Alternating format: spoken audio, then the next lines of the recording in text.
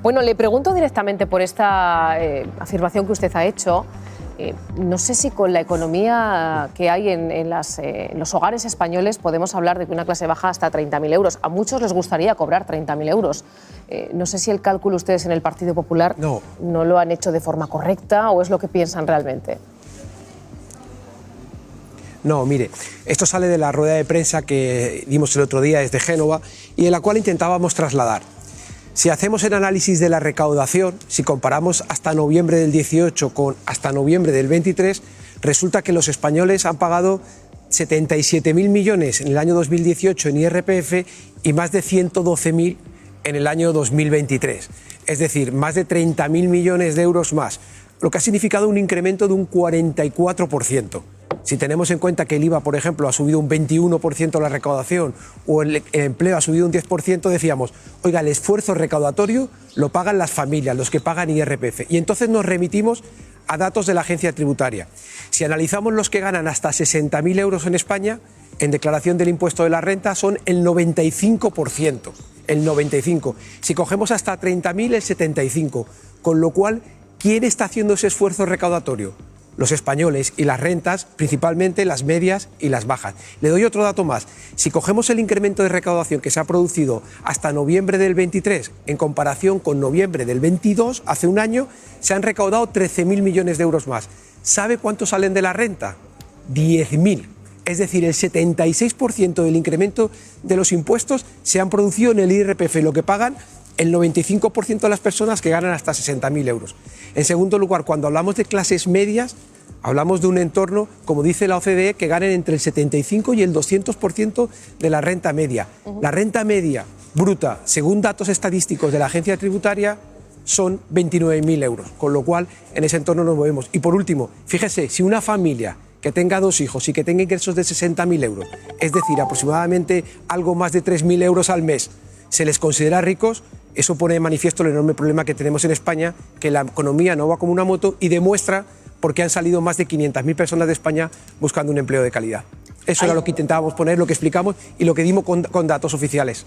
El problema son los sueldos. Uno de los problemas importantes, de luego, son los sueldos. Porque, como yo le decía, seguro que hay muchos de los que nos están viendo en casa que dicen, ojalá tuviera yo un sueldo de 30.000 euros al año, que hay mucha gente que no lo cobra en España, como bien sabe. Bueno, le pregunto directamente por esas medidas que anunciaba ayer el presidente del Gobierno, después del Consejo de Ministros, el último del año, la prórroga de algunas de ellas, la congelación de otras, por ejemplo, ese IVA en el gas y la luz. No sé si ha habido algún tipo de contacto entre Partido Popular y el PSOE o el Gobierno para sacar adelante estas medidas, o les han consultado o les pilló ayer de sorpresa.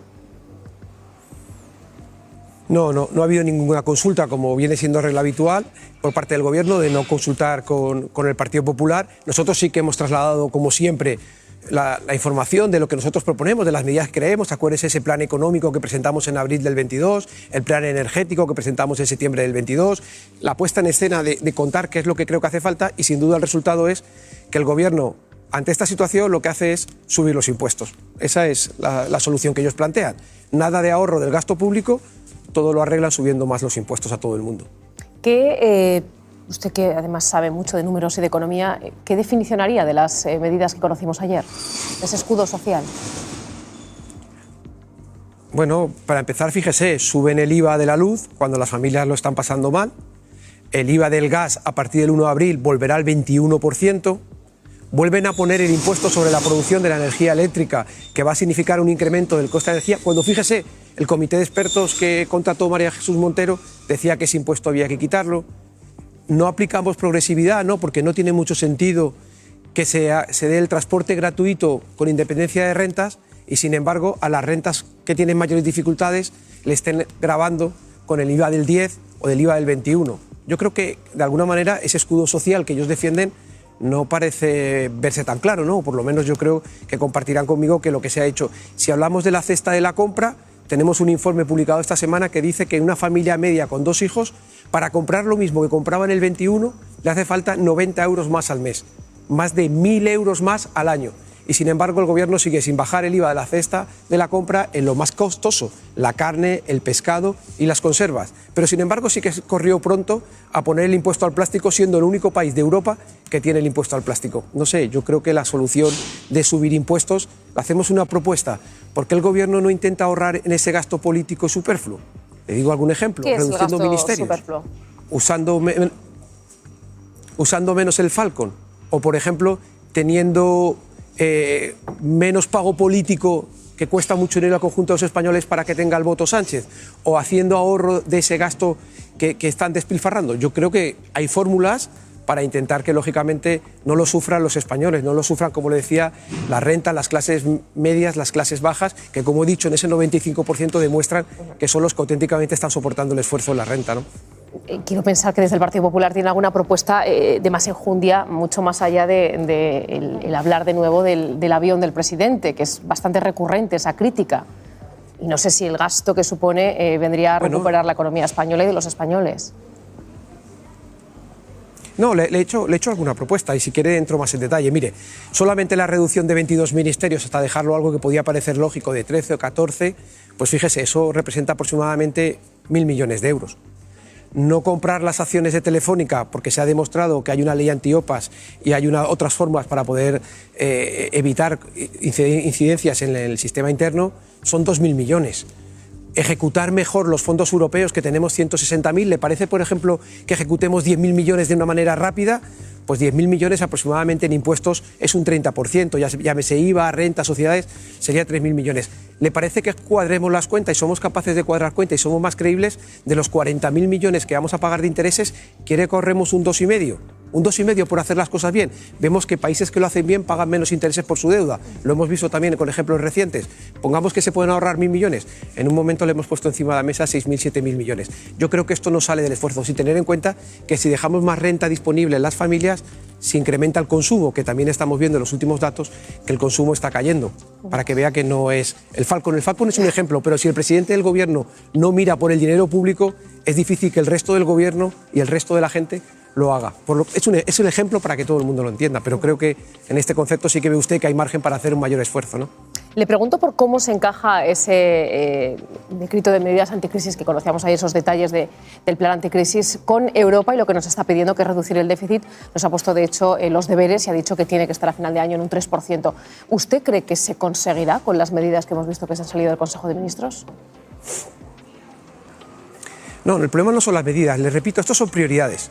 Europa te dice que no tienes que gastar más de lo que ingresas con un margen de un 3%.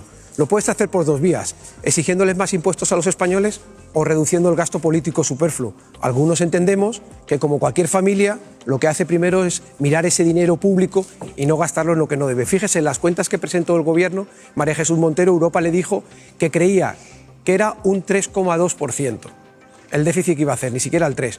Pero claro, si usted ahora le suma el gasto político de satisfacer a Esquerra, a Bildu, a Junts, al PNV, si le suma todos los gastos de tener 22 ministerios, si le suma todo ese tipo de gastos que se están incorporando, claro, difícilmente cuadra. Yo le hago hagan la prueba. Fíjese, acuérdese de Andalucía.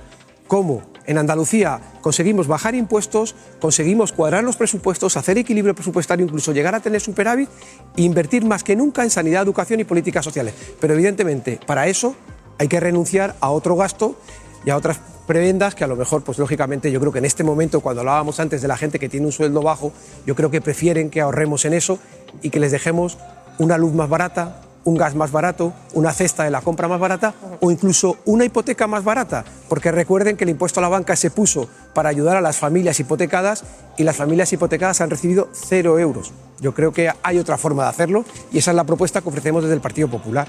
Muy rápido, señor Bravo, ¿algún nombre en la cartera del Partido Popular que les gustaría que ocupara ese ministerio que deja vacante Nadia Calviño? ¿Tienen ustedes un favorito desde la oposición? Bueno, hay que intentar que...